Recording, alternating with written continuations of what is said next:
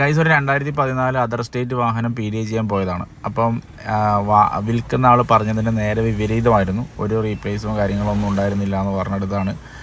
Front ബോണറ്റിന് അത്യാവശ്യം നല്ല രീതിയിലൊരു ഇമ്പാക്റ്റ് ഉള്ള ഒരു ഫേസാണ്. അത് നമുക്ക് പോട്ടെ നോക്കാം. പക്ഷേ ഈ കാണുന്ന 2 പില്ലർ, ഈ വാഹനത്തിൻ്റെ 2 പില്ലറുകളും റീപ്ലേസ് അല്ലെങ്കിൽ നല്ല രീതിയിൽ ഇമ്പാക്റ്റ് ഉള്ള ഒരു ആക്സിഡൻറ്റ് നടന്നിട്ടുണ്ട്. അപ്പോൾ അത് എങ്ങനെയാണ് മനസ്സിലാക്കുന്നതെന്ന് ചോദിച്ചാൽ അതിനകത്തുള്ള ഒരു സീലും കാര്യങ്ങളൊക്കെ എവിഡൻസ് അടക്കം ഞാൻ എൻ്റെ ക്ലയൻറ്റിനെ കാണിച്ചു കൊടുത്തു. കുറച്ച് കാര്യങ്ങൾ ഇപ്പോൾ നിങ്ങളുമായിട്ട് ഡിസ്ക്ലോസ് ചെയ്യാൻ ബുദ്ധിമുട്ടുണ്ട്. അപ്പോൾ ആ ഒരു രീതിയിൽ കാണിച്ചു കൊടുത്ത് അദ്ദേഹത്തിന് ബോധ്യപ്പെടുകയും ചെയ്തു.